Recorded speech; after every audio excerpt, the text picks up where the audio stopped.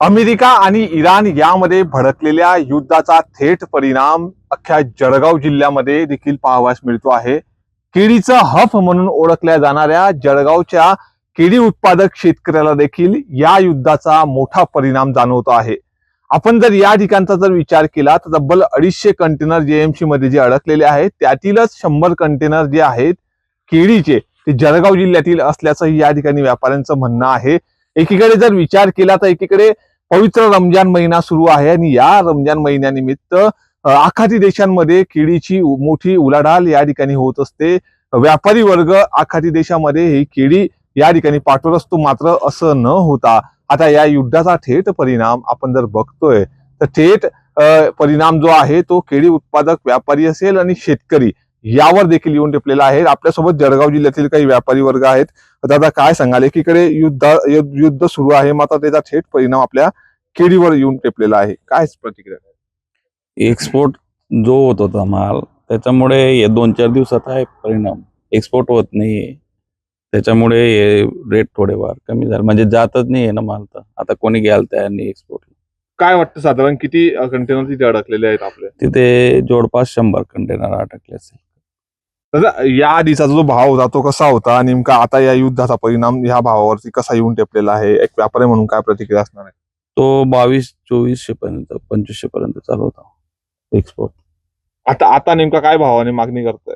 आता त्याच्या म्हणजे आता ते 2-4 दिवसात म्हणजे मागणी नाही आहे, तर आता इथे डोमेस्टिक वर आहे. आता काय अपेक्षा आहे नेमकी आता या युद्धाचा थेट परिणाम या ठिकाणी जाणवतो? एकीकडे रमजान महिना आहे, एक व्यापारी म्हणून काय अपेक्षा आहे तुमच्यावर? रमजान महिन्यामध्ये आता मागणी आणि आणि याच्यावर राहील ते, आता खालून किती माल याच्यावर येते मागणी. दोघांनी याच्यावर शेतकऱ्यांकडे किती माल आहे आणि व्यापाऱ्यांना किती तिकडे हे त्याच्यावर राहील मागणी. साधारण या युद्धाच्या आधी नेमका भाव काय होता, नेमका आता काय भाव आहे?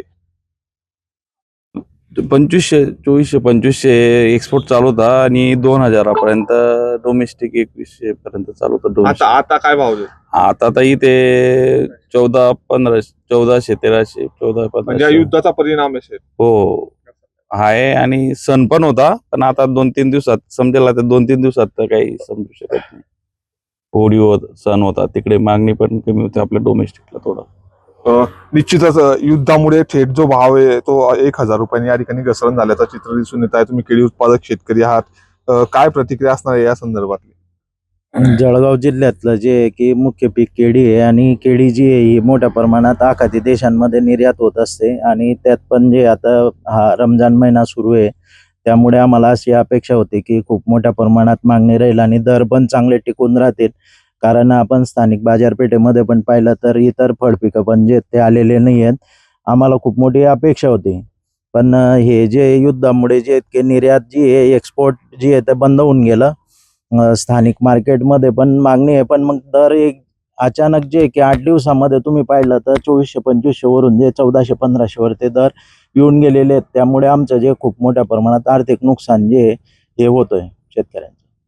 आपण जर आता पवित्र रमजान महिन्याचा विचार केला तर या रमजान महिन्यामध्ये आपली जी केळी होती ती इतर देशांमध्ये निर्यात होत होती, मात्र आता आपले 100 कंटेनर त्या ठिकाणी अडकलेले आहे. आता कशा पद्धतीचे दिवस केळी उत्पादक शेतकऱ्यावर आहे, नेमकी तुमची काय मागणी असणार आहे या संदर्भात? देशांतर्गत पण जी मागणी चांगली आहे, पण म्हणजे चांगले दर मिळायला पाहिजे. परत जे केळीचं जे प्रक्रिया उद्योग असतील यांना चालना मिळायला पाहिजे. केळीचं जे शालेय पोषण आहारामध्ये जे वापर करण्यात यावा, जेणेकरून स्थानिक ठिकाणी जे त्याला मागणी वाढेल आणि दर पण जे ते टिकून राहतील, अशी शेतकरी म्हणून आमची अपेक्षा आहे शासन दरबारी. निश्चितच आपण बघतोय तर या आखाती देशामध्ये ज्या पद्धतीची केळीची निर्यात या ठिकाणी थांबलेली आहे, 100च्या वर कंटेनर या ठिकाणी अडकून पडलेले आहेत. थेट अमेरिका आणि इराणचा हा जो फटका आहे तो केळी उत्पादक व्यापारी असेल आणि शेतकरी वर्ग यांना ऐन रमजान महिन्याच्या या पवित्र मुहूर्तावरती या ठिकाणी बसल्याचं चित्र आहे. 1000 रुपयाने तब्बल भाव कमी झालेला आहे. व्यापारी वर्ग देखील कुठेतरी या ठिकाणी संकटात आहेत. अनेक व्यापाऱ्यांचे या ठिकाणी कंटेनर त्या ठिकाणी अडकलेले आहेत. मात्र यात चांगले दिवस यावे, भाव मिळावा, यात तात्काळ हे युद्ध संपवावे आणि आम्हाला पूर्ण या रुटीनमध्ये या पवित्र रमजान महिन्यामध्ये चांगल्या पद्धतीने भाव मिळावा अशीच रास्त अपेक्षा केळी उत्पादक शेतकरी असतील, व्यापारी वर्ग असतील यांनी बोलताना व्यक्त केलेली आहे. नितीन नांदुरकर, न्यूज 18 मराठी, जळगाव.